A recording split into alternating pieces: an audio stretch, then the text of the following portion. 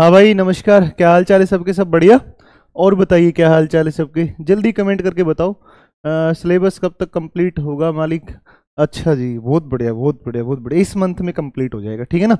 इस मंथ में कंप्लीट हो जाएगा, उसके बाद में फिर अपने प्रैक्टिस क्वेश्चंस करेंगे। फरवरी में जितना हमारा सिलेबस कंप्लीट होगा वो सारा कवर हो जाएगा। उसके बाद जितने भी टॉपिक कवर करवाने होंगे उन सब टॉपिक्स को हम क्या करेंगे, उन सब टॉपिक्स को हम क्वेश्चंस के माध्यम से करेंगे, जिसमें पीवाई क्यूज होंगे और मॉडल क्वेश्चन होंगे, ठीक है ना। तो फिर तुम्हारा मार्च और अप्रैल है ना, जब तक एग्जाम चलेगा 1.5 महीना ज्योग्राफी की सिर्फ प्रैक्टिस होगी, प्रैक्टिस के अलावा कुछ भी नहीं होगा, ठीक है ना। तो 1.5 महीना हम प्रैक्टिस करेंगे, तो आप निश्चिंत रहो इस चीज़ के लिए। सिलेबस वगैरह का आपको लोड नहीं लेना है। आपको जितना पढ़ाया गया है उस पढ़ाए गए पूरे सिलेबस के ऊपर आप फुल कमांड करके रखो, वहां से कोई भी गलती नहीं होनी चाहिए ना। चलिए पूरा डीपली से पढ़ाइए। भाई डीप ही पढ़ा रहा हूँ मैं ना। डीप पढ़ाने का मतलब ये नहीं है कि मैं आपको यूपीएससी सिविल सर्विसेज के लिए पढ़ाऊँ, ठीक है ना। डीप पढ़ाने का मतलब ये है कि तुम्हारे एनडीए सीडीए सीएपीएफ एफकेट के लिए जितने भी रिक्वायरमेंट है वो रिक्वायरमेंट अपने फुलफिल कर देंगे, ठीक है ना। तो जो जरूरतें हैं, जिस हिसाब से आपके एग्जाम में क्वेश्चंस आते हैं, उस चीज़ को हम फुलफिल करेंगे, उस लेवल का हम तैयार कर लेंगे। बाकी जो है, अब यार देखो, हर एग्जाम की अपनी अप्रोच होती है। अब मैं अलग अलग एग्जाम को अपने हिसाब से पढ़ाता हूँ, तुम्हारे लिए कुछ और तरीका है, किसी दूसरे एग्जाम के लिए बीपीएससी के लिए कुछ और होगा, यूपीपीएससी के लिए कुछ और होगा, यूपीएससी पढ़ाऊंगा तो मैं कुछ और उसका अप्रोच होगा। तो बाकी वो है ना। और जो है, कितने दिन बाद दर्शन दिए हो प्रभु? नहीं नहीं, ऐसा नहीं है ना, ऐसा नहीं है। दर्शन इतने दिन बाद नहीं।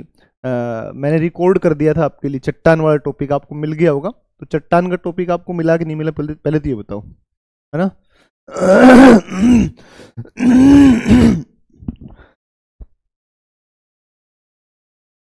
चट्टान का टॉपिक आपको मिला कि नहीं मिला, ये बताओ। चट्टान वाला, तो चट्टान मैंने रिकॉर्ड कर दिया था एक, तो रिकॉर्डेड फॉर्मेट में आपको शायद चट्टान के 2 लेक्चर मिल गए होंगे ना। तो नहीं मिला है ना, चलो नहीं मिला तो वो अपलोड हो जाएगा। रिकॉर्डेड फॉर्मेट में मैंने टीम को दे दिया था, तो वो हो सकता है कि वो अपलोड नहीं हुआ होगा। आज नया टॉपिक हम शुरू करेंगे, और नया टॉपिक हम शुरू करेंगे, और अब नया टॉपिक हम स्टार्ट करेंगे कौन सा? तो अगला टॉपिक स्टार्ट करेंगे कौन सा? नहीं मिला है क्या? हाँ, मैंने क्लास से ली थी, लेकिन रिकॉर्डेड फॉर्मेट में क्लास ली थी, है ना, वैसे नहीं ली थी। तो वो रिकॉर्ड नहीं अगर मिला है तो वो आपको मिल जाएगा, ठीक है ना। चलो चलो ठीक है, वो मिल जाएगा, आपको दिलवा देंगे, अपलोड करवा देंगे। अब आप लिख दो वायुमंडल, है ना, वायुमंडल, ठीक है। वायुमंडल आप लिख दो, एटमोसफेयर लिख दो। अब हम एटमोसफेयर की तरफ चलते हैं ना, एटमोसफेयर की तरफ चलते हैं। तो एटमोसफेयर के ऊपर आप आ जाओ, ठीक है, एटमोसफेयर के ऊपर आप आ जाओ। एटमॉस्फेयर को अपने पढ़ लेते हैं, ठीक है। एटमॉस्फेयर को पढ़ लेते हैं। एटमॉस्फेयर, ठीक है, वायुमंडल, ठीक है। वायु क्या होती है? सबसे पहले तो एयर, है ना। एयर या फिर जिसको हम बोलते हैं वायु, राइट। एयर या फिर वायु, ये क्या होती है सर? इसकी अगर बात करते हैं तो देखो, वायुमंडल पढ़ेंगे पहले, फिर वायुमंडल की जो लेयर्स हैं उनको पढ़ लेंगे अपने ना, इसका कंपोजिशन क्या है, संगठन क्या है। फिर संगठन को पढ़ने के बाद में फिर इसमें जो है कौन कौन सी चीज़ें इसके अंदर होती हैं, और फिर लेयर्स हो जाएंगे। लेयर्स के बाद में फिर अपने एयर प्रेशर पढ़ेंगे, ठीक है ना। और एयर प्रेशर बेल्ट के बारे में बात करेंगे। तो वोल्केनो हो गया ऑल कंप्लीट, हाँ बिल्कुल हो गया भैया ना, वोल्केनो हो गया एयर। तो आप देखो, आप अब जानते हो कि हमारे चारों तरफ कुछ ना कुछ गैसें हैं। ऑक्सीजन है, CO2 है, नाइट्रोजन है, क्रिप्टोन है, जीनोन है ना, बहुत सारी गैसें हमारे, आर्गन वगैरह है। तो बहुत सारी गैसें हमारे आसपास पाई जाती हैं। और जो गैसें होती है ना, उन गैसों का जो मिश्रण होता है ना, मिक्सचर ऑफ गैसेज, उस मिक्सचर ऑफ गैसेज को ही हम क्या बोलते हैं? उसको हम एयर बोलते हैं ना। तो गैसों का जो मिश्रण होता है, उस गैसों का मिश्रण को ही हम क्या कहते हैं? गैसों का जो मिश्रण होता है, वो गैसों का जो मिश्रण होता है, उस गैसों के मिश्रण को हम क्या कहते हैं? उस गैसों का मिश्रण को ही बोलते हैं, क्या बोलते हैं? एयर, है ना। Mixture of gases, mixture of gases, mixture of gases, ठीक है। मिक्सचर ऑफ गैसेज जो होती हैं, उन मिक्सचर ऑफ गैसेज को हम क्या बोलते हैं? मिक्सचर ऑफ गैसेज को क्या बोलते हैं? ये बोलते हैं एयर, ठीक है। अब सुन लो आप, एयर जो है, एयर, वो एयर हमारी अर्थ के चारों तरफ फैली होती है, ठीक है। कोई जो एयर वो एयर हमारी अर्थ के आसपास फैली है ना। एयर जो है वो एयर हमारी अर्थ के आसपास फैली हुई है। एयर जो है वो एयर हमारी अर्थ के आसपास फैली हुई है, राइट। जो एयर है वो हमारी अर्थ के आसपास फैली हुई है।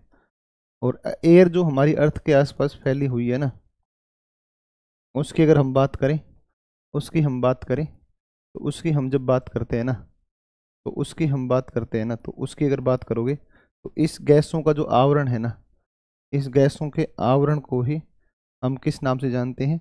गैसों के आवरण को ही हम वायुमंडल कहते हैं ना। तो ये जो आवरण है, कवर ऑफ, है ना, तो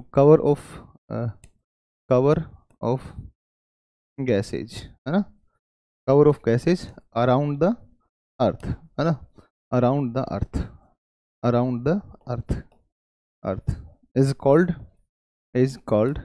एटमोसफेयर, ठीक है, इज कॉल्ड एटमोसफेयर, ठीक है, एटमोसफेयर, एटमोसफेयर। तो आप इसके बारे में लिखेंगे कि पृथ्वी के चारों तरफ, पृथ्वी के चारों ओर, पृथ्वी के चारों ओर, पृथ्वी के चारों ओर, पृथ्वी के चारों ओर गैसों का आवरण को ही, गैसों के आवरण को ही, गैसों के आवरण को ही क्या कहते हैं? आवरण को ही हम बोलते हैं, आवरण को ही क्या कहा जाता है? को ही वायुमंडल कहा जाता है, को ही वायुमंडल कहा जाता है, वायुमंडल कहा जाता है, वायुमंडल कहा जाता है, राइट, वायुमंडल कहा जाता है ना। गैसों के आवरण को ही वायुमंडल कहा जाता है, ठीक है, वायुमंडल कहा जाता है, राइट। तो गैसों का जो आवरण होगा चारों तरफ, वो गैसों का आवरण ही कहलाएगा वायुमंडल, ठीक है। तो ये हमारा वायुमंडल हो गया, ठीक है। सबको क्लियर है यहाँ तक? वोल्केनो कंप्लीट नहीं हुआ है। अरे वोल्केनो में क्या रह गया था? आपको बता दिया था भाई सारा, है ना भाई, सारा बता दिया था वोल्केनो में। नहीं नहीं नहीं, तुमने क्लास नहीं ली होगी, ठीक है। वोल्केनो मैंने करवाया है, कंप्लीट कराया वोल्केनो, ठीक है ना है ना, नहीं मैंने करवा दिया, प्लीज आप उसके लिए नहीं बोलेंगे। तो वायुमंडल आपको समझ में आया होगा। सबसे पहली बात हमने कही, अब वायुमंडल के अंदर वायु क्या है ना, तो वायु के लिए हमने कहा गैसों का मिश्रण है, मिक्सचर ऑफ गैसेज है, ठीक है। और पृथ्वी के चारों तरफ, पृथ्वी के चारों तरफ जो है, पृथ्वी के चारों तरफ जब आप देखोगे तो पृथ्वी के चारों तरफ गैसों का जो आवरण हमें दिखेगा, वो गैसों का आवरण ही क्या कहलाएगा? वो गैसों का आवरण ही कहलाता है क्या? वायुमंडल कहलाता है, ठीक है ना। गैसों का जो आवरण होता है, उस गैसों के आवरण को ही हम वायुमंडल के रूप में जानते हैं, राइट। उस गैसों के आवरण को हम वायुमंडल के रूप में जानते हैं, क्लियर है बात? तो ये एक बात आप बिल्कुल इसको प्रॉपर तरीके से नोट डाउन कर लेंगे। अब इसको नोट डाउन करने के बाद में अगर आप अपने अगली बात पर चले, तो कंपोजिशन इसका हम अगर पढ़ें तो इसका कंपोजिशन क्या होगा एटमॉस्फेयर का? तो एटमॉस्फेयर में मोस्टली 3 चीज़ें आपकी देखने को मिलेंगी, ठीक है। अगर हम उन 3 चीज़ों की तरफ बढ़े, कौन कौन सी है, तो एटमॉस्फेयर के अंदर एक जो सबसे महत्वपूर्ण चीज़ है, वो एटमॉस्फेयर में एक सबसे महत्वपूर्ण चीज़ क्या है? एटमॉस्फेयर के अंदर, एटमॉस्फेयर में 3 चीज़ें, या वायुमंडल की 3 चीज़ें क्या क्या है? तो वायुमंडल में 3 चीज़ें क्या क्या आपकी आएंगी? तो एक दो आते हैं, एक तो आती हैं आपकी गैसेज आती है ना, एक तो आती है गैसें, है ना। एक तो सबसे महत्वपूर्ण चीज़ें गैसेज हैं, है ना, गैसेज हैं, ठीक है। कौन कौन सी गैसें हैं उस पर आएंगे, ठीक है। दूसरी अगर बात करें, तो दूसरी अगर बात करते हैं बेटा, तो दूसरी बात अगर करते हैं तो वो आते हैं धूल कण, है ना, धूल कण आते हैं, धूल कण आते हैं, एयर पार्टिकल्स आते हैं, ठीक है, डस्ट पार्टिकल्स आते हैं, ठीक है, डस्ट पार्टिकल्स आते हैं, ठीक है, डस्ट पार्टिकल्स आते हैं, ठीक है, ये आते हैं डस्ट पार्टिकल्स आते हैं, है ना, डस्ट पार्टिकल्स आते हैं। और अगर एक और बात हम करें, तो एक और अगर हम बात करते हैं, तो एक बात आती है आपकी जल वाष्प, ठीक है, वाटर वेपर आती है, जल वाष्प आती है, जल वाष्प आती है, वाटर वेपर आती है, ठीक है, वाटर वेपर आती है, वाटर वेपर आती है। 3 चीज़ें आपकी यहाँ पर वायुमंडल के अंदर देखने को मिलेंगी, ठीक है। 3 चीज़ें वायुमंडल में देखने को मिलेंगी, एक एटमॉस्फेयर वायुमंडल के अंदर, एक आपका गैस है, एक आपका धूलकण, और एक आपकी जल वाष्प। ये 3 चीज़ें आपकी देखने को मिलेंगी। ये कुल मिलाकर के आपका distribution of volcano in the world यहाँ तक हुआ है। अरे तो वही वहीं तक तो होना था, और कहाँ तक करोगे बताओ? वहीं तक तो होना था ना भाई। दुनिया के लगभग 2/3 वोल्केनो है वो आपका आ जाएगा सरकम पैसिफिक जो बेल्ट है उसके अंदर आएंगे, है कि नहीं। फिर एक मिड अटलांटिक कटक है, एक वो वाला आएगा, वहां तक आएंगे, ठीक है। तो इस तरीके से यही तो आएगा, और कुछ थोड़ी है। तो जो था मैंने वोल्केनो वो सब बता दिया। अब जो रिमेनिंग पोर्शन है उसके ऊपर बात कोई थी ही नहीं, कोई बचा ही नहीं कोई, तो जो था उतना करवा दिया हमने, ठीक है, जो था वो सारा हो गया था, ठीक है। अब चलो आगे हम इनके ऊपर एक एक करके बात कर लेते हैं। और कंपोजिशन ऑफ एटमॉस्फेयर में जो जो चीज़ें हैं उसमें आप एक बार प्लीज़ थोड़ी सी आओ डिस्कस करते हैं। गैसेज की अगर बात करते हैं तो सबसे ज़्यादा मिलने वाली जो गैस है वो कौन सी, नाइट्रोजन है ना, नाइट्रोजन है, ठीक है। दूसरी जो गैस है वो ऑक्सीजन है। तीसरी है वो आपकी कार्बन डाइऑक्साइड है ना, कार्बन डाइ आर्गन है। फिर अगर आप देखोगे तो कार्बन डाइऑक्साइड है।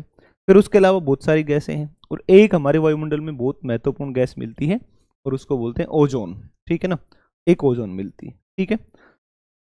और कितना सिलेबस बचा हुआ है, फरवरी में जितना बचा हुआ है वो सारा हो जाएगा, जो फरवरी महीना है इसमें लगभग सारा हो जाएगा, ठीक है। चलो अब आते हैं गैसों के ऊपर। और गैसेज के अंदर अगर आप आओगे तो गैसेज में सबसे ज़्यादा जो मिलेगी वो गैसेज में सबसे ज़्यादा एक गैस मिलेगी और इस गैस को बोलते हैं नाइट्रोजन, है ना, नाइट्रोजन बोलते हैं, ठीक है, नाइट्रोजन बोलते हैं, नाइट्रोजन गैस है ना, नाइट्रोजन, नाइट्रोजन गैस है। नाइट्रोजन के अलावा दूसरी कौन सी है, दूसरी आपकी कौन सी है, ऑक्सीजन है, ऑक्सीजन है, ऑक्सीजन है, ठीक है, ऑक्सीजन है, ठीक है, ऑक्सीजन है, ऑक्सीजन है। तीसरी कौन सी है, ऑर्गन है, ऑर्गन है, ऑर्गन है, ऑर्गन है, ऑर्गन है।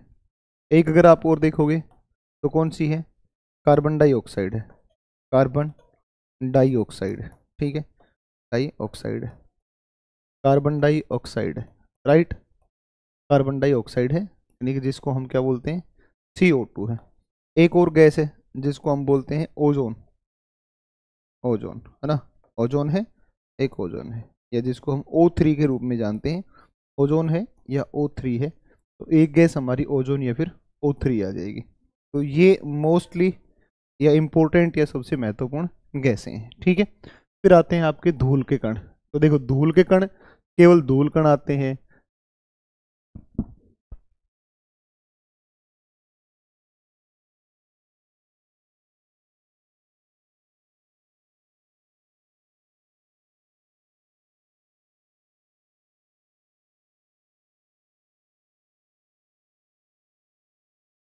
ठीक है। तो धूल कण ना, इन धूल कणों के अंदर आप धूल कण की बजाय आप इसको ठोस कण भी है ना, ठोस कण भी इसको कह सकते हैं, है ना, जिसके अंदर धूल कण, काजल कण, राख कण, है ना। तो कई सारे आते हैं ना, एक चीज नहीं आती। देखो ये जो है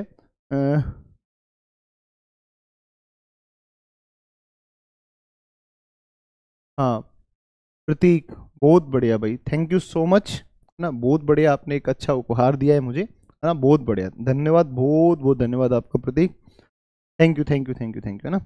we are not dedicated teacher, right, आपने बहुत अच्छा लिखा है ना। हम हम बिल्कुल डेडिकेटेड नहीं है ना। हम ये जो पढ़ा रहे हैं ये सब फालतू पढ़ा रहे हैं, ये कोई काम का नहीं है, तुम्हारे पेपर में कुछ भी नहीं आएगा, ठीक है, नहीं है, ठीक है, क्योंकि आप मेरे सामने नहीं है ना। तो आप मेरे सामने नहीं है, तो आप मेरे सामने होते तो शायद हो सकता है कि जितना मैंने पढ़ाया हुआ पोर्शन है मेरा, उसमें से मैं आपसे 2 क्वेश्चन पूछ पाता, है कि नहीं है। और जबकि मैं आपको ये कह रहा हूँ फरवरी में लगभग सारा सिलेबस कंप्लीट हो जाएगा 95% अबव, और उसके बाद मैं मार्च और अप्रैल तक लगभग 1 से 1.5 महीने, सवा महीने के आसपास, 1.5 महीने के आसपास मैं प्रैक्टिस भी करवाऊंगा आपको, है ना। तो आपको वो सब चीज़ ना तो सुनती हैं और ना वो चीज़ समझ में आती है ना। तो सीधा सा एक मामला है कि फरवरी एंड तक मैं सिलेबस करवा देता हूँ, प्रैक्टिस की मुझे आपको आवश्यकता नहीं, नीड नहीं है भाई, मैं क्यों प्रैक्टिस करवाऊँ, ऐसा ही तो है, यही तो है, और थोड़ी है, नहीं कोई कोई दिक्कत नहीं, ब्लॉक करने की कोई ज़रूरत ही नहीं है ना। चलो ठीक है, अब देखो धूलकण जो होते हैं ना, ये क्या करते हैं, आर्द्रता को धारण करके रखते हैं ना। तो ये जो है, ये जो ह्यूमिडिटी है उसको होल्ड करके रखते हैं ना। तो आप ये कह सकते हो कि आर्द्रता ग्राही नाभिक होते हैं ना, न्यूक्लियस होते हैं, nucleus which hold the humidity in atmosphere. तो मान लो कि हमारे आसपास जो ह्यूमिडिटी है, तो ये जो हमें बादल दिखते हैं, ये जो हमारी ठंडी ठंडी हवाएं अपने को महसूस होती हैं, है ना, तो ये सब इस किसकी वजह से होती है ना, ये किसकी वजह से होती है ना, तो किसकी वजह से ये होती है, तो हाँ चलो कोई बात नहीं है, देखो जितनी भी ये है, तो जितनी भी ये होती है ना, ये आर्द्रता, ये ह्यूमिडिटी जो होती है, ये ह्यूमिडिटी किसकी वजह से हमें महसूस होती है? तो ये होती है इन ठोस कणों की वजह से, है ना। तो जो ठोस सॉलिड पार्टिकल्स होते हैं, तो ये सॉलिड पार्टिकल्स मतलब जिसमें काजल के कण भी है, जिसमें राख के कण भी है, जिसमें धूल कण भी हैं, जिसमें पराग कण भी है, तो इन पार्टिकल्स की वजह से ये पार्टिकल्स क्या होते हैं कि जो ह्यूमिडिटी है, आर्द्रता है, वो इस पार्टिकल के चारों तरफ, मान लो ये कोई एक पार्टिकल है, एक बारीक सा, और जो जल है ना, वो जल इसके चारों तरफ लिपटा हुआ रहता है ना, जल जो है वो इसके चारों तरफ क्या होगा? लिपटा हुआ रहेगा। और ऐसे ऐसे असंख्य कण है ना, जिनका कोई हम अनुमान भी नहीं कर पाएंगे कि कितने कण होंगे। तो ये जो अरबों खरबों असंख्य कण हमारे वायुमंडल में घूम रहे हैं, चक्कर लगा रहे हैं, जो हम नग्न आंखों से जिन धूल कणों को हम देख भी नहीं पाते हैं, है ना, हम जिन कणों को देख भी नहीं पाते हैं, वो कण अपने चारों तरफ जल को होल्ड करके रखते हैं, और वो क्या करते रहते हैं? वायुमंडल के अंदर घूमते रहते हैं। क्योंकि वो वायुमंडल के अंदर घूमते रहते हैं, तो वायुमंडल के अंदर वो घूमते रहते हैं, है ना। तो वायुमंडल के अंदर अगर वो घूमते रहेंगे, तो उनकी वजह से ही ये बादलों का निर्माण वगैरह वगैरह, ये बारिश वारिश, उसके लिए क्या होते हैं? वो सब जिम्मेदार होते हैं, ठीक है ना। नाइट्रोजन की स्पेलिंग आप ऐसे लिख लो भैया ना, नाइट्रोजन, NITROGEN, ऐसे लिख लो बस, ये सही है, ठीक है। चलो,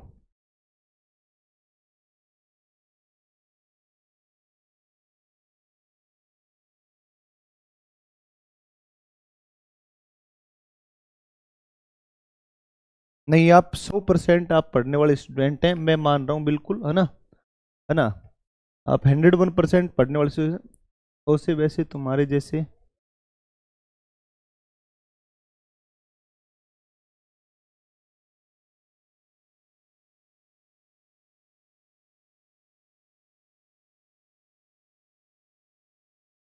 हाँ नहीं आप सामने नहीं है तो आप, क्योंकि ऑनलाइन है, तो ऑनलाइन है तो आप कुछ भी बोल सकते हैं ना, तो ये एक बहुत अच्छी चीज़ होती है। ऑनलाइन में ना एक अच्छी चीज़ होती है कि आपको कोई फर्क नहीं पड़ेगा ना, है कि नहीं? ये आप कुछ भी बोल सकते हैं, है कि नहीं? तो ये तो पूरा मतलब आपको फ्रीडम है कि नहीं? हम आपको आइडेंटिफाई भी नहीं कर सकते हैं बच्चा, ठीक है। बाकी मैंने आपको बता दिया, अब दोबारा से इस चीज़ पर कोई मैसेज नहीं आना चाहिए, ठीक है ना। नहीं ब्लॉक क्यों किया जाए उसको? तो उसकी बात, अपनी बातें रखने दो, क्या दिक्कत है बताओ भाई, उस बच्चे को अपनी बात रखने दो, ठीक है। लेकिन वो बच्चा जो भी है, वो इस बात को पहले जरूर सोच ले, इस बात को ना, कि किसी व्यक्ति की क्रेडिबिलिटी के ऊपर उंगली नहीं उठानी है कभी भी, है ना। ये मैं ये बता रहा हूँ आपको, ठीक है।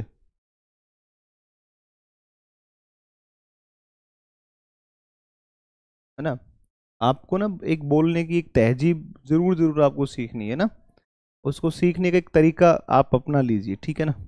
आप एक तरीका अपना लीजिए, ठीक है, क्योंकि आपकी कोई भी प्रकार की भाषा दूसरे बच्चों का नुकसान करवा देती है कई बार, ठीक है। तो आपको इतना सारा जो सिलेबस पढ़ाया गया है, एक ना एक एक समझदार बच्चे की रणनीति होती है, जो चल रहा है उसको 100% कर लो, जितना हुआ है और जो चल रहा है उसको 100% कमांड कर लो उसकी, ठीक है ना।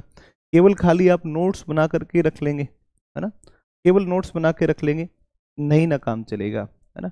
आपको एक मेल प्रोवाइड करवा देंगे, और आप अपने उस मेल के अंदर ना वो कर देना, अपने मैसेज जो है, आपके डाउट्स हैं वो आप छोड़ देना, और फिर आपके डाउट्स को एक बार सोल्व करवा देंगे, ठीक है। चलो, अगर हम बात करें धूल कणों की, तो ये होते हैं आर्द्रता ग्राही नाभिक, ठीक है। ये होते हैं आर्द्रता ग्राही नाभिक होते हैं, नाभिक होते हैं, नाभिक होते हैं, आर्द्रता ग्राही नाभिक होते हैं, राइट। आर्द्रता ग्राही नाभिक होते हैं, ठीक है। तो ये क्या होंगे? आर्द्रता ग्राही नाभिक होंगे, ध्यान रखना। तो आप इनको कहोगे कि humidity, humidity holder nucleus, nucleus, है ना। तो ये ह्यूमिडिटी होल्डर न्यूक्लियस होते हैं, और ये जो है धूलकण, या जो ये जो पार्टिकल्स होते हैं, ये इसको मेंटेन करके रखते हैं, ठीक है। जलवाष्प, ठीक है। तो जलवाष्प क्या करेगी? जलवाष्प जो होगी ना, वो टोटल जो वॉल्यूम है एयर का, उसका 4% तो होती है किसमें? इक्वेटोरियल रीजन में। और 1% होती है किसमें? तो वो 1% होती है किसमें? पोलर रीजन में। क्योंकि इक्वेटोरियल जो रीजन होता है ना, उस इक्वेटोरियल रीजन में टेम्परेचर ज़्यादा होता है। और इक्वेटोरियल रीजन में जब टेम्परेचर ज़्यादा होगा, तो ज़्यादा टेम्परेचर होने की वजह से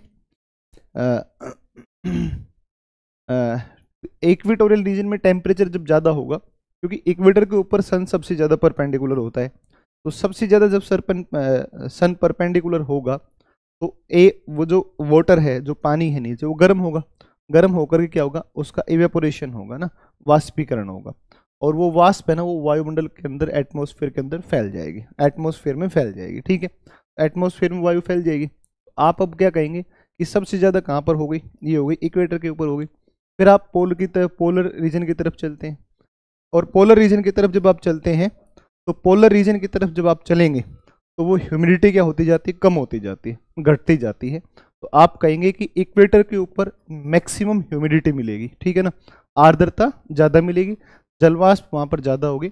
और पोल्स के ऊपर जब आप आएंगे, तो पोल्स की तरफ क्या मिलेगी? कम मिलेगी। ठीक है, तो आप क्या कहेंगे कि जो हमारा एयर है, उस एयर की टोटल वॉल्यूम का 2% क्या होती है? अप्रोक्सीमेटली क्या होती है? ह्यूमिडिटी होती है। ठीक है, 2% के आसपास होती है।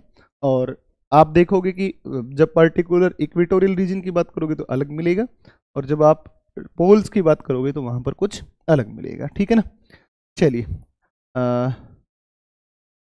नहीं मैं आपको बताऊं, एक बिहार नहीं, UP exams KGS, UP exams KGS है ना, यूपी एग्जाम्स केजीएस चैनल को खोलना।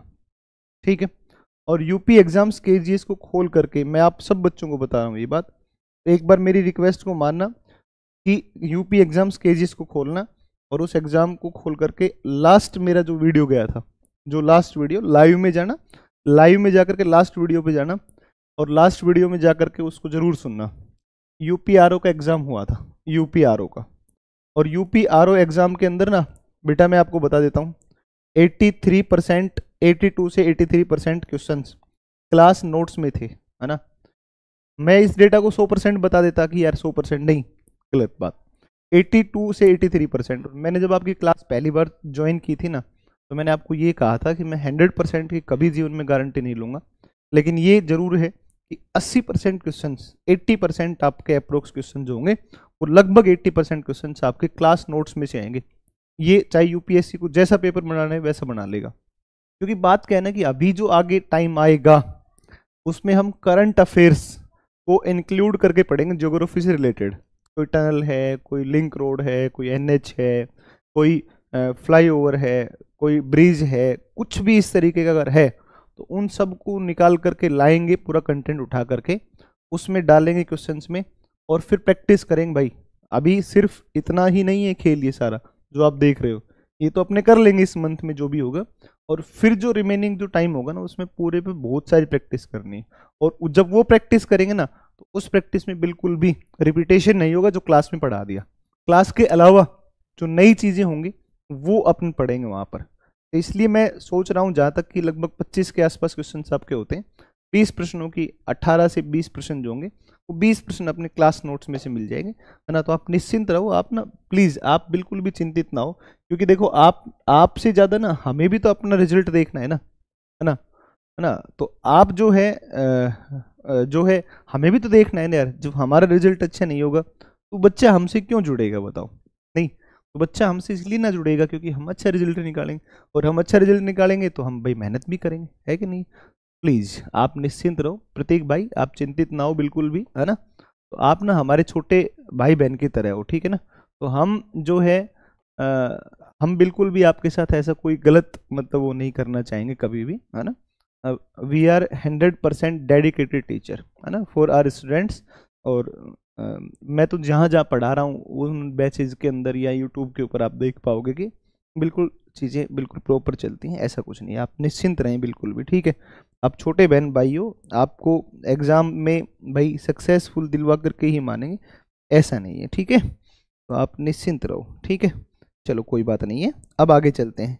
अब आप लिख दो कि जो ये जो है प्रति इकाई आयतन में ये जो जलवाष्प वो कितनी मिलती है, 0 से 4% है ना। तो आप ये कहोगे इसके बारे में, आप इसके बारे में ये कहोगे कि पर यूनिट पर यूनिट पर यूनिट पर यूनिट ह्यूमिडिटी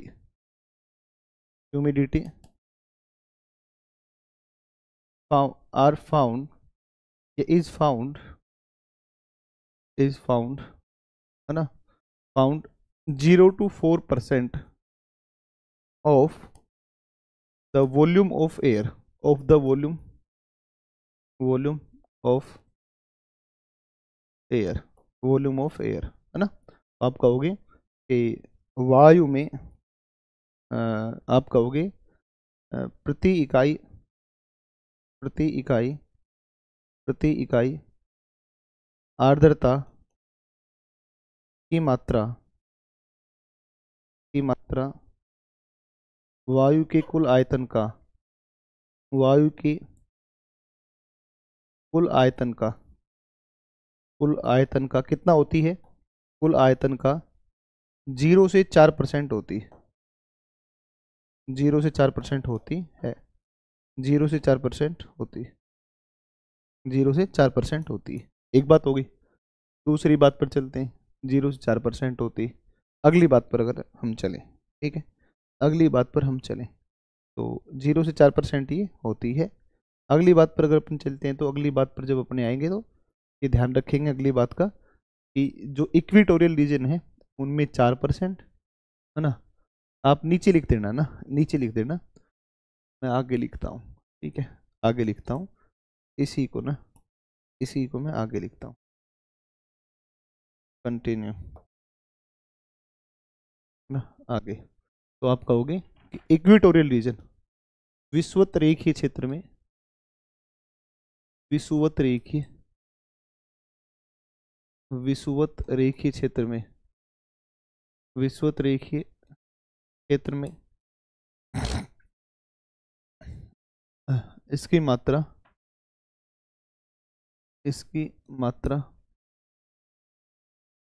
4% तथा ध्रुवीय क्षेत्रों में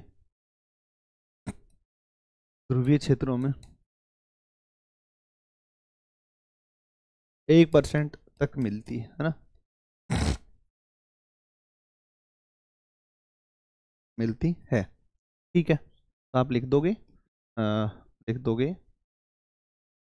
the amount of humidity, the amount of humidity, the amount of humidity is found 4% in equatorial region, equatorial region and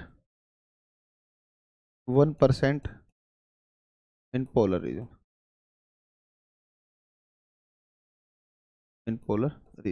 ठीक है, पोलर रीजन ये मिलती है, ठीक है।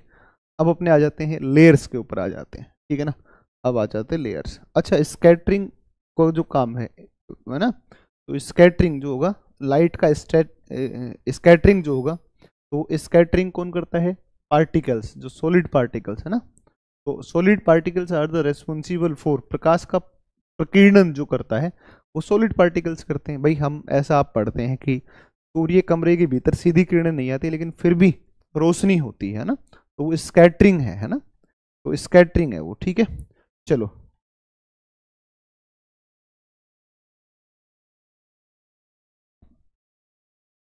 हाँ भाई, एटमॉस्फेयर में अगर गैसों का जो कंपोजिशन है उसमें अगर बदलाव होगा तो गैसों के कंपोजिशन में बदलाव होने के साथ क्लाइमेट चेंज होगा, 100% होगा। जैसे अगर हम बात करें तो मान लो कि ऐसा हो कि हमारा जो एटमॉस्फेयर है इसमें CO2 की जो मात्रा है वो बढ़ जाए, है ना। तो CO2 बढ़ेगी तो क्या होगा, ग्लोबल वार्मिंग होगी, तो क्लाइमेट चेंज हम देख भी रहे हैं, है कि नहीं।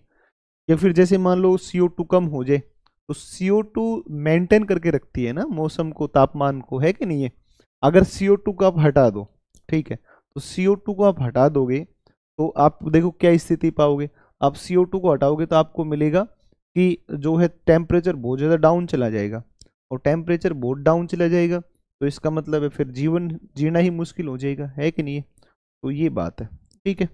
अब एक चीज़ और लिख देना कि इस तरफ ना, इसके नीचे ये जो आपने लिखा है इसके नीचे आप लिख दो ये जो सॉलिड पार्टिकल्स है, ठोस कणों द्वारा ही ठोस कणों द्वारा ही ठोस कणों द्वारा ही प्रकाश का प्रकीर्णन होता है। प्रकाश का प्रकीर्णन होता है ना। तो आप लिख दोगे लाइट scattered in atmosphere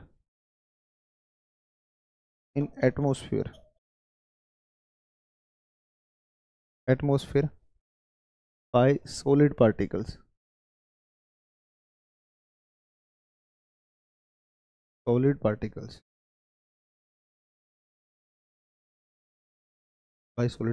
है ना। तो जो सनलाइट है वो स्कैटर्ड हुई किसके द्वारा, इन सॉलिड पार्टिकल्स के द्वारा ही, ठीक है। चलो ये लिख लिया। अब हम आते हैं लेयर्स, कौन कौन सी लेयर हैं, और एक डायग्राम बनाते हैं, ठीक है। एक डायग्राम बनाते हैं।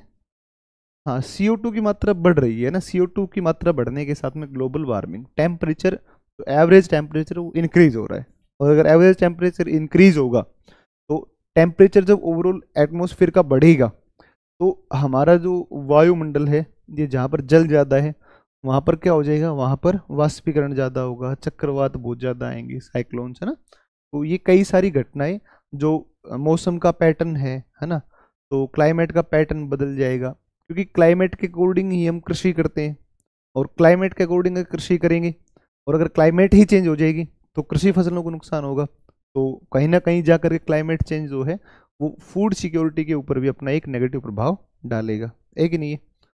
चलो अब हम आते हैं लेयर्स ऑफ एटमॉस्फेयर पर आते हैं। Layers of atmosphere layers of atmosphere layers of atmosphere ना, वायुमंडल की परतें, वायुमंडल की परतें, ठीक है। वायुमंडल की परतें, राइट, वायुमंडल की परतें। देखो वायुमंडल की परतों को अगर हम मतलब दो तरीके से बांट लेते हैं ना, एक सममंडल एक विषम मंडल, है ना। एक बांटते हैं हम क्षोभ मंडल, फिर समताप मंडल, फिर मध्य मंडल, फिर बांटते ताप मंडल, ऐसे चार परतों में बांट लेते हैं। और ताप मंडल के अंदर आपकी दो आ जाती हैं, एक आयन मंडल और एक बहिर्मंडल, ठीक है। तो इसी तरीके से बांट लेते हैं ना, यही सही है। तो एक होता है आपका क्षोभ मंडल, क्षोभ मंडल होता है, ठीक है, क्षोभ मंडल होता है, ठीक है, जिसको हम बोलते हैं ट्रोपोस्फियर, है ना, ट्रोपोस्फियर बोलते हैं।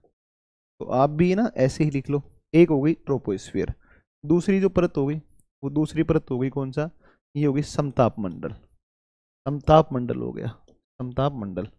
और समताप मंडल की बात करोगे तो स्ट्रेटोस्फियर हो गया ना, स्ट्रेटोस्फियर हो गया, स्ट्रेटोस्फियर हो गया। फिर एक और परत की बात करोगे तो ये हो गया आपका मध्य मंडल, मध्य मंडल, मेसोस्फियर हो गया, मेसोस्फियर हो गया, है ना, मेसोस्फियर हो गया। और एक हो गया आपका कौन सा, एक हो गया आपका कौन सा, ये हो गया आपका तापमंडल, तापमंडल।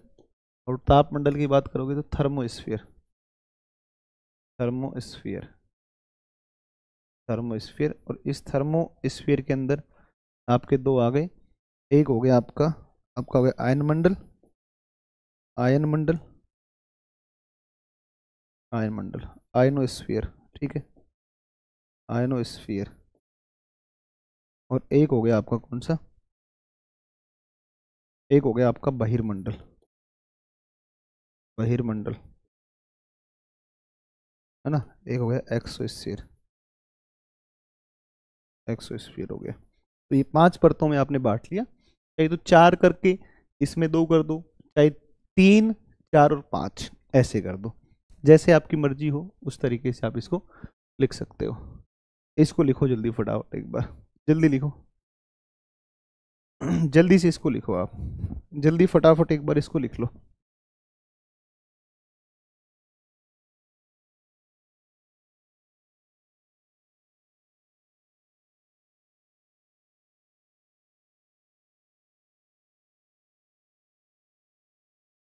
ठीक है, सब लिखो भैया ना,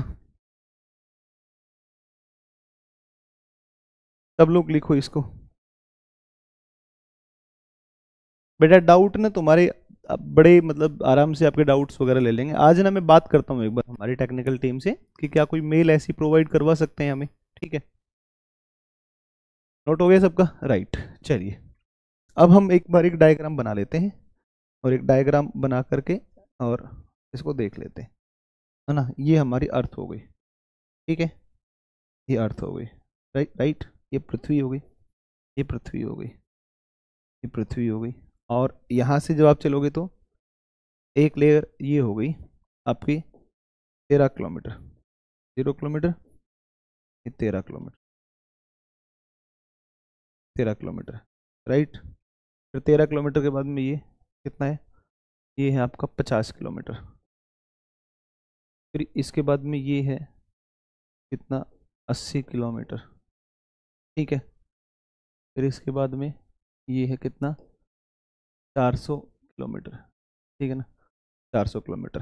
देखो ये जो पहली परत है ना, इस पहली परत की अगर बात करोगे तो इसको बोलते हैं क्षोभ मंडल, ट्रोपोस्फियर बोलते हैं,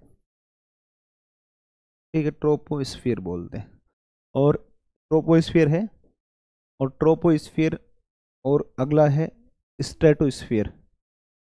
इसके ऊपर ना यहाँ पर एक ना एक एक मोटी परत मिलती है, 1 से 2 किलोमीटर मोटी परत, इसको ट्रोपोपोज बोलते हैं, ट्रोपोपोज, ट्रोपोपोज। ये स्ट्रेटोस्फियर के ऊपर एक मिलती है, इस इसको स्ट्रेटोपोज बोलते हैं, स्ट्रेटोपोज बोलते हैं, स्ट्रेटोपोज बोलते हैं। फिर इसके ऊपर जाओगे तो इसको मैसोपोज बोलते हैं, मध्य सीमा बोलते हैं, इसको मैसोपोज बोलते हैं, मध्य सीमा। इसको बोलते हैं समताप सीमा,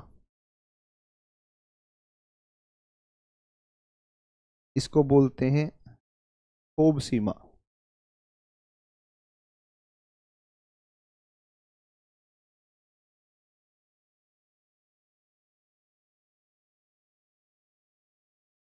इसको बोलते हैं क्षोभ सीमा, क्षोभ सीमा बोलते हैं, क्षोभ सीमा बोलते हैं, क्षोभ सीमा, राइट। ये क्षोभ सीमा है, ये क्षोभ सीमा, क्लियर है बात। और ये हो गया तुम्हारा क्षोभ मंडल हो गया, ये क्षोभ मंडल हो गया। इस तरफ ये जो है इसको आपने कह दिया कौन सा, ने कह दिया कौन सा, इसको आपने बेटा कह दिया कौन सा, इसको आपने कह दिया इसको बोल दिया समताप मंडल, स्ट्रेटोस्फीयर बोल दिया, स्ट्रेटोस्फीयर समताप मंडल हो गया, समताप मंडल हो गया। मैं एक बार बना दे रहा हूँ, है ना, समताप मंडल हो गया, समताप मंडल हो गया, समताप मंडल हो गया, ठीक है, समताप मंडल हो गया। इसमें जो है तापमान घटता है ना, जब क्षोभ मंडल से आप देखोगे तो तापमान में क्या होगी, कमी होगी, ठीक है। तापमान घटेगा, फिर तापमान बढ़ेगा, फिर घटेगा, और फिर लगातार क्या होगा, बढ़ेगा तापमान, ठीक है, आयनोस्फीयर के बाद में। फिर हो गया तुम्हारा इसके बाद में ये वाला हो गया 80 किलोमीटर की ऊंचाई तक, इसको बोलते हैं मध्य मंडल, मेसोस्फीयर, मध्य मंडल, मध्य मंडल, मध्य मंडल। ये हो गया तुम्हारा कौन सा, आयन मंडल, आयन मंडल हो गया, ठीक है बेटा, ये आयन मंडल हो गया। तापमान की टेंडेंसी क्या होगी, टेम्परेचर की, ये आयन मंडल हो गया, और ये बहिर्मंडल हो गया, बहिर्मंडल हो गया, एक्सोस्फीयर हो गया ना, एक्सोस्फीयर, आयनोस्फीयर, मेसोस्फीयर, स्ट्रेटोस्फीयर और एक ये ट्रोपोस्फीयर, खूब मंडल हो गया। अब तापमान देखो, तापमान में क्या आपको दिखेगा। तापमान पर आए उससे पहले मैं आपको एक चीज बताता हूँ। समताप मंडल में 19 से 35 किलोमीटर की ऊंचाई के बीच में बेटा एक परत मिलती है, और ये जो परत है ना, इस परत को हम किस नाम से जानते हैं? इसको हम ओजोन परत के नाम से जानते हैं, ozone layer, ozone layer, ozone परत के नाम से जानते हैं, ओजोन परत के नाम से जानते हैं, ओजोन परत के नाम से जानते हैं, है ना। ओजोन परत के नाम से इसको जाना जाता है। और यहाँ पर आप देखोगे कि यहाँ से तापमान, यहाँ से मान लो कि ये 18 डिग्री है, घटेगा, फिर बढ़ेगा तापमान, फिर घटेगा, और फिर लगातार क्या होगा, तापमान बढ़ेगा, है ना। तो इस तरफ तापमान में क्या हो रहा है, कमी हो रही है, इस तरफ तापमान बढ़ रहा है, इस तरफ तापमान घट रहा है, और फिर लगातार तापमान वृद्धि, लगातार तापमान में क्या होगी, वृद्धि होगी, लगातार ताप में वृद्धि, ताप वृद्धि होगी, लगातार तापमान में वृद्धि होगी, राइट। तापमान घटेगा क्षोभ मंडल में, फिर बढ़ेगा समताप मंडल में, फिर घटेगा मध्य मंडल में, और फिर लगातार आगे कंटिन्यू ये तापमान क्या होता जाएगा, घटता जाएगा। और ये वायुमंडल अधिकतम कितना होगा, तो 10,000 किलोमीटर तक इसकी ऊंचाई मिलेगी, ठीक है ना। तो देखो एक बार, समताप मंडल में, समताप का मतलब ये नहीं समझना कि तापमान समान होता है, नहीं, समताप मंडल में ओजोन गैस की उपस्थिति है, और यहाँ पर एक साइकिल होता है, चैपमैन साइकिल चलता है, कि लगातार पराबैंगनी किरणें जो सन से आ रही हैं, वो रेडिएशंस के द्वारा ओजोन का क्या होता है, विनाश, और रात को ओजोन का होता है निर्माण। दिन के समय में सूर्य से आने वाली जो ओजोन की जो पराबैंगनी किरणें हैं, अल्ट्रावायलेट जो रेज हैं, उनके द्वारा इस ओजोन परत का विनाश होता है, और रात के समय में जब सूर्य नहीं होता है तो उसका निर्माण होता है। इसको बोलते हैं ओजोन के निर्माण और विनाश का जो साइकिल होता है, इसको बोलते हैं चैपमैन साइकिल। तो चैपमैन साइकिल के द्वारा क्या होता है, ओजोन परत का निर्माण विकास होता है, और चैपमैन साइकिल से ओजोन परत का निर्माण विकास होने की वजह से इस समताप मंडल में तापमान में क्या हो जाती है, वृद्धि हो जाती है। पहले तापमान घट रहा है, तापमान घटने के कारण है गैसों का सांद्रण, कंसंट्रेशन ऑफ गैसेज वो कम हुआ। भाई गैसें ही तो तापमंडल को इसको वायुमंडल को गर्म रखती हैं। भाई गैस है, देखो सबसे ज्यादा ग्रेविटेशन, सबसे ज्यादा ग्रेविटेशन कहाँ पर होगा, तो maximum gravitation we will find near to the earth surface, because we know that earth has a property of gravitation. तो ग्रेविटेशन जो वायुमंडल पे लगेगा, तो अधिकांश जो गैसें हैं ना, वो अधिकांश गैसें तो वो पृथ्वी के आसपास मिलेंगे, धरातल धीरे धीरे ऊपर ऊपर चलते हैं, तो तापमान गैसें क्या होंगी, गैसों का कंसंट्रेशन कम होगा, गैसों का कंसंट्रेशन कम होगा तो टेम्परेचर में भी कमी आएगी। लेकिन ये जो समताप मंडल है, इसमें ओजोन परत है, और ओजोन परत के अंदर इसके निर्माण विनाश की प्रक्रिया चलती रहती है ना। तो निर्माण और विनाश की प्रक्रिया चलती रहेगी, तो यहाँ तापमान में फिर इस मंडल में क्या होती है, वृद्धि। ओजोन खत्म हो गई, फिर तापमान में क्या होगी, कमी। ऊपर आप जब जाओगे आयन मंडल में, तो आयन मंडल में देखो आयनोस्फीयर है, यहाँ पर चार्ज गैस पार्टिकल्स मिलते हैं, है ना, आवेशित गैसों के कण मिलते हैं। और आवेशित गैसीय कण अगर इसमें मिलेंगे ऊपर आयन मंडल से ऊपर, जिसका नाम ही थर्मोस्फीयर है, तापमंडल है, तो चार्ज गैसों के पार्टिकल मिलेंगे, तो उसकी वजह से तापमान में फिर क्या होगी, लगातार वृद्धि। एक सीमा के बाद में तापमान, ये वायुमंडल क्या होगा, वो समाप्ति हो जाता है, ठीक है। तो ये, हाँ ये हो गया, और ये आपका आगे 10,000 किलोमीटर तक आएगा, ठीक है ना, 10,000 किलोमीटर तक आएगा। और मौसमी घटनाएं ट्रोपोस्फीयर में होंगी। हाँ, यहाँ पर समताप मंडल में कोई मौसमी घटना घटित नहीं होगी, ये ध्यान रखना है, किसी प्रकार की मौसमी घटना इस मंडल में घटित नहीं होती, ठीक है। तो ये कुल मिला करके आपका हो गया है यहाँ तक।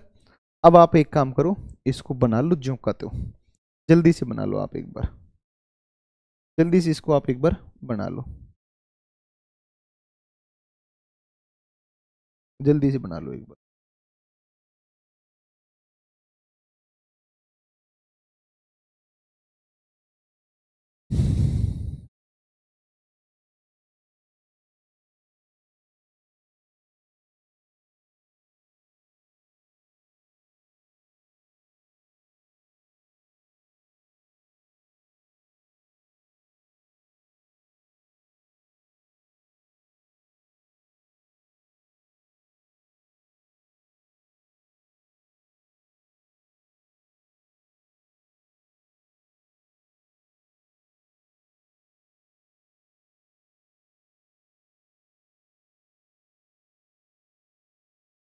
इसको बना लो भाई।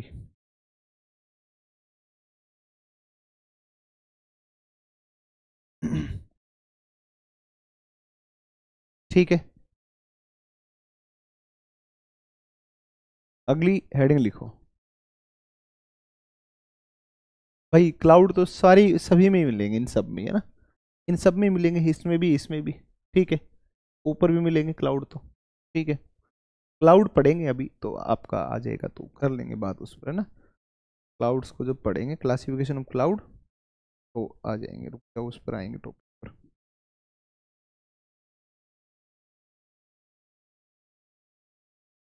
देखो जहां तक वायुमंडल है वहां तक ग्रेविटेशन है। जहां ग्रेविटेशन, वायुमंडल खत्म हो गया वहां ग्रेविटेशन खत्म हो गया। फिर जहां ग्रेविटेशन काम नहीं करेगा, इसका मतलब वायुमंडल वहां पर नहीं होगा। और जहां तक वायुमंडल है, इसका मतलब ग्रेविटेशन काम कर रहा है। बन गया। तो अब आप आ जाओ, आप लिखो क्षोभ मंडल। ठीक है, क्षोभ मंडल लिखो सबसे पहले। क्षोभ मंडल आप लिखो, ट्रोपोस्फियर लिखो, ट्रोपोस्फियर, ट्रोपोस्फियर लिखो आप, ट्रोपोस्फियर लिखो। इसके ऊपर डिस्कस करेंगे अब कल की क्लास में, है ना। कल इन लेयर्स को करवा देंगे, और फिर परसों की क्लास में हम जो है शुरू करेंगे एयर प्रेशर को, शुरू करेंगे ना। एयर प्रेशर बेल्ट दुनिया के अंदर कौन कौन सी है, उनके ऊपर डिस्कस करेंगे, ठीक है ना। तो इसको लेकिन कंठस्थ याद कर लेना है ना। और इसके अगर क्वेश्चंस कहीं पर हैं तो उन क्वेश्चंस को लगा लेना। मैं प्रयास करूंगा कि कल जब मैं क्लास में आऊं तो मैं क्वेश्चंस लेकर आऊं ना साथ में, अपने साथ में एक दो क्वेश्चंस लेकर आऊँ, है ना। तो हाँ, आइलैंड्स नहीं करवाया ना, आइलैंड्स करवा देंगे, प्रैक्टिस जब करवाएंगे तो प्रैक्टिस में करवा देंगे, कोई बात नहीं है। ठीक है, कुछ भी नहीं, अरे मेरे भाई मैं कुछ नहीं छोड़ूंगा ना, मैं कुछ नहीं छोड़ूंगा, है ना। मैं जिम्मेदार शिक्षक हूँ और लंबे समय से टीचिंग कर रहा हूँ।